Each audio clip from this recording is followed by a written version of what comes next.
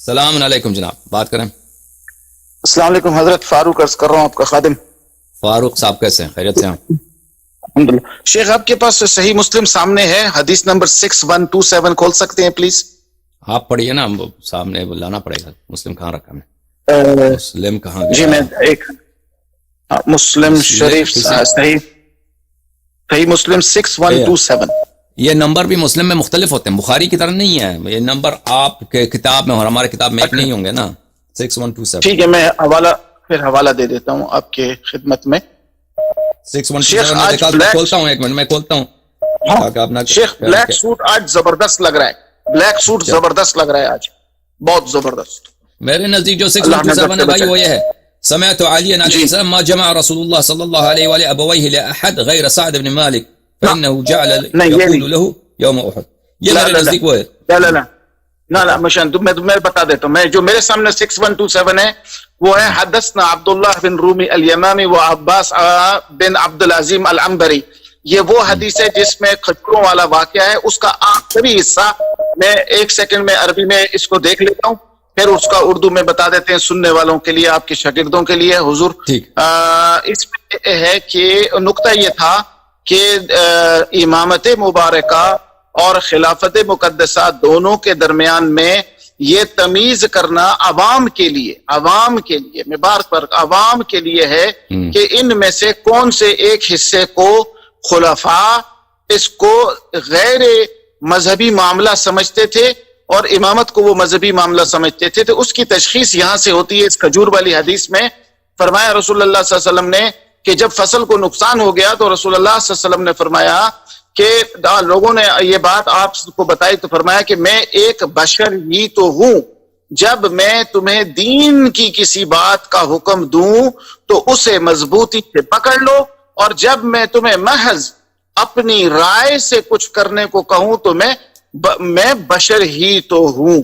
حضور اس کو ذرا سمجھا دے تاکہ اہل سنہ والجماعت کے پاس جو توجیہ ہے خلافت کی بمقابلہ امامت مقدسہ وہ سمجھ میں آتا ہے۔ اور ایک آخری چیز ہے، آخری لفظ ہے کہ ہمارے نزدیک ایک ایسا طبقہ بھی ہے اہل سنہ والجماعت میں جو سمجھتے ہیں کہ امام علی علیہ السلام ہی تھے اور یہ خلفاء انہی کے تھے۔ جزاکم اللہ خیر، السلام علیکم۔ کیا سمجھتے ہیں امام علی علیہ السلام کیا تھے؟ وہ امام وہی تھے، امام وہی ہے، یہ باقی خلفاء انہی کے۔ اچھی بات، یا بہت مہربانی۔ تھینک یو السلام علیکم۔ السلام علیکم۔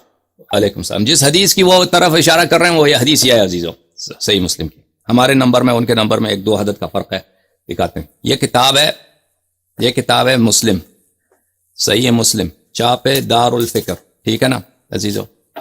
یہ ایک باب ہے صفحہ 1136 میں، وہ یہ ہے: انما انا بشر، میں تو صرف ایک انسان ہوں، بشر ہوں۔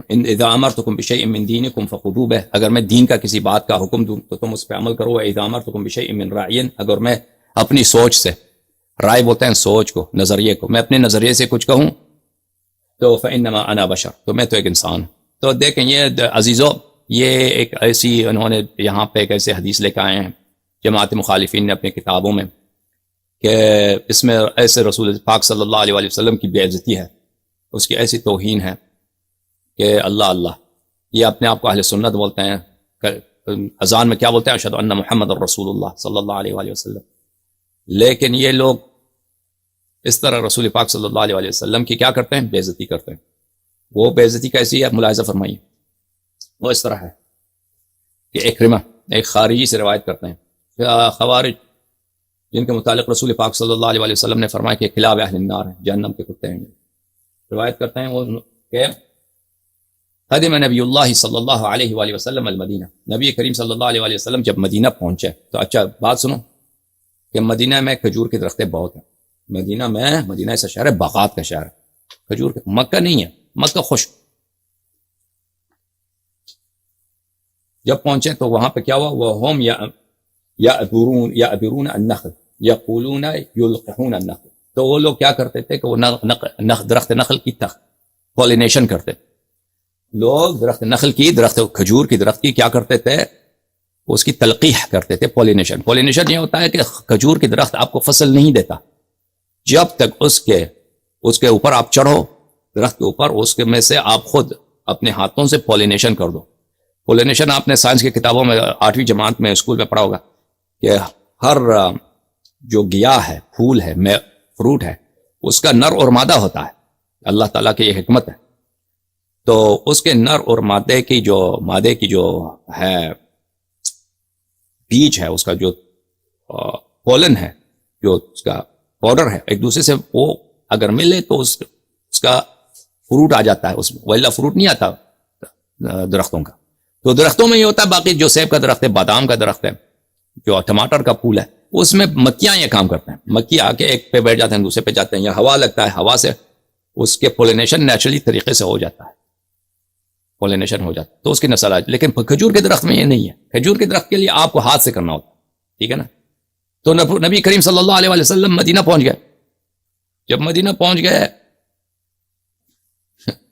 تو لوگ کیا کر رہے ہیں، انہوں نے دیکھا کہ لوگ اپنے درختوں کے کیا کر رہے ہیں، یہ تلقیح کر رہے ہیں. اور لوگوں کی آمدنی بھی مدینے میں، وہاں پہ تو گندم تو ہوتی نہیں مدینے میں، وہاں پہ تو چاول کا پیداوار تو نہیں ہے مدینے میں. وہ اس زمانے میں وہی کہ کیا پیداوار ہے بھائی، کھجور ہے. لوگ کھجور کھاتے ہیں، بہت کھجور بہت پیداوار ہوتی ہے. اچھا، لوگ تلقیح کر رہے ہیں، پولینیشن کر رہے ہیں. یہ اپنی وہ کسان بیچارے جو باغدار لوگ ہیں وہ محنت کر رہے ہیں تاکہ ان کا فصل آ جائے. تو کیا رسول پاک صلی اللہ علیہ وسلم نے پوچھا کہ ما تصنعون، کیا کر رہے ہو؟ قال كنا، کیا ہے لفظ، نصنعه، ہم نے کہا کہ ہم کھجور کی وہ جو تلقیح کر رہے ہیں. تو نبی کریم صلی اللہ علیہ وسلم نے فرمایا لو كان لعلكم لو لم تفعلوا كان خيرا. تو یہ پیغمبر جو اللہ نے نزلنا علیک الکتاب تبیانا لکل شیء، قرآن ان پہ بھیجا ہے تبیان، ہر چیز کی بیان کے لیے. تو ان کو لوگوں سے کہا کہ یہ کیا کام کرو، اگر نہ کرو تو بہتر ہے. اگر ان کو مشورہ دیا کہ اگر نہ کرو تو بہتر ہے، تو لوگوں نے کہا تو یہ تو نبی آئے، ہم تو اس پہ ایمان لائے ہیں، یہ ہجرت کر کے آئے مکے سے، ماشاءاللہ ان کو زیادہ معلوم ہوگا. تو انہوں نے چھوڑ دیا یہ بات. تو انہوں نے تلقیح کرنا چھوڑ دیا، پولینیشن چھوڑ دیا. فترکو فنقصت او فنفصت او فنقصت. تو جب فصل لینے کا وقت آیا تو کھجور کی کوئی پل ہی نہیں. تو جو مشورہ دیا تھا وہ بہت ہی غلط مشورہ دیا تھا. مشورہ بہت غلط دیا تھا نبی کریم صلی اللہ علیہ وسلم. جو مشورہ دیا ہے وہ نہایت ہی غلط، کہ بھئی پولینیشن کرنا ہے. کہا کہ نہیں، جو نہیں کہ وہ فصل ہی نہیں آیا، فصل ہی نہیں ہے. تو فضا کرو. ان لوگوں نے شکایت کی کہ آپ تو اللہ کے نبی ہیں، برباد کر دیا آپ نے، ہمیں تباہ کر دیا. ہماری ایک ہی آمدنی ہے کہ کھجور ہمیں مل جائے سال کے آخر میں. وہ تو آپ نے کہا کہ نہ کرو، بہتر ہے، تلقیح نہ کرو بہتر ہے. جیسے آپ کسی چاول کے کسان سے کہنے کہ آپ بیج نہ بوئیں، بہتر ہے، اللہ کے حکم سے اگ جائے گا. تو کچھ نہ ہوگا نا. تو پرانے انبیاء ہوتے تھے، ان کے معجزات ہوتے تھے، الٹا آپ نے ہماری بربادی کر دی. بھائی یہ کیا چکر ہے؟ لوگوں نے شکایت کیا بھائی کہ یہ کیا چکر. تو جب یہ کہا تو انہوں نے کہا انما انا بشر، میں تو صرف انسان ہوں، اذا امرتکم بشیء من دینکم فخذوہ. وہ چیز جو ہر جاہل کو عرب میں پتہ ہے. یعنی یہ تلقیح کی بات جو ہے نا، یہ کوئی ایسی بات نہیں کہ لوگوں کو پتہ نہیں ہے. عرب میں جتنے لوگ رہتے ہیں ان سب کو پتہ ہوتا ہے. میں عربی نہیں ہوں، مجھے پتہ ہے کہ کھجور کے درخت کی تلقیح کرنی پڑتی ہے اگر اس کا فصل لینا ہے آپ کو.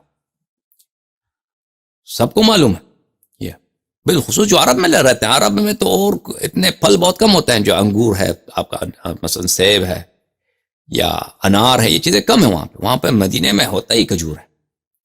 اور کھجور رسول پاک صلی اللہ علیہ وسلم کا جو پسندیدہ خوراک بھی ہے. تو وہ چیز جو ہر جاہل عرب جانتا ہے، ہر جاہل عرب جانتا ہے، اس سے واقف ہے. تو انہوں نے رسول پاک صلی اللہ علیہ وسلم کو نسبت دی ہے، وہ اجہل الناس بنا دیا. پہلی تو بات تو یہ ہے. دوسری بات یہ ہے کہ مشورہ دینے کے بعد، لوگوں کو تباہ کرنے کے بعد ان کو یاد آئی کہ میں تو بشر ہوں، میں بشر ہوں. اگر میں آپ کو دین کی بات کچھ بات کروں تو تم عمل کرو. وَإِذَا أَمَرْتُكُمْ بِشَيْءٍ مِّن رَأْيٍ فَإِنَّمَا أَنَا بَشَرٌ. کہ اگر تم دنیا کی کوئی بات کروں تو میں اگر کوئی مثلا اجتہاد کی بات کروں، اپنی سوچ سے کوئی اللہ نے نازل نہ کیا ہو، میں کوئی بات کروں. حالانکہ قرآن کی آیت ان اتبع الا ما یوحى الی وما ينطق عن الهوى ان هو الا وحی یوحى، کہ وہ نبی کریم صلی اللہ علیہ وآلہ وسلم وہ ان اتبع الا ما یوحی الی، وحی کے علاوہ کسی چیز کی اتباع ہی نہیں کرتے، اجتہاد ہی نہیں کرتے نبی کریم صلی اللہ علیہ وآلہ وسلم. تو باہر جو میں اپنی سوچ سے آپ کو کہہ دوں تو اس پہ عمل نہ کرو، عمل کرنے کی ضرورت نہیں ہے، ٹھیک ہے نا. اور اسی حدیث کو دوسرے الفاظ کے ساتھ نقل کیا ہے کہ انہوں نے جب یہ بے عزتی دیکھی نستجیر باللہ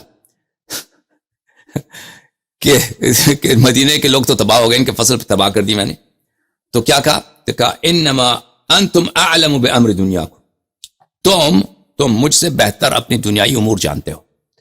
یعنی وہ وَنَزَّلْنَا عَلَيْكَ الْكِتَابَ تِبْيَانًا لِكُلِّ شَيْءٍ، تم وہ عرب جو امور دنیا میں جو سب سے جاہل لوگ ہیں، عرب اس زمانے میں نہ کلچر ہے، نہ سویلائزیشن ہے، نہ کوئی یونیورسٹی ہے، نہ کوئی اسکول ہے، نہ کوئی کتاب ہے، نہ کوئی قلم ہے، نہ کوئی پڑھنا ہے، نہ لکھنا ہے، ٹھیک ہے نا. وہ عرب جن کو کچھ بھی نہیں آتا، مدینے کے عرب یہی تو ہے، ان کو کہا کہ تم مجھ سے بہتر جانتے ہو امور دنیا کو. یعنی کہ نتیجہ کیا نکلا کہ رسول پاک صلی اللہ علیہ وسلم نستجیر باللہ اجہل، نستجیر باللہ نستجیر باللہ نستجیر. سمجھ میں آئی بات نا آپ کو کہ نبی کریم صلی اللہ علیہ وسلم کی ہر بات کی اتباع کرنا لازم نہیں ہے. وہ سوچنا پڑے گا نا کہ انہوں نے جو حکم دیا ہے وہ اللہ کی جانب سے دیا ہے یا وہ خود بنا رہے ہیں اپنی سوچ سے، کوئی دین میں اضافہ کرتے جا رہے ہیں.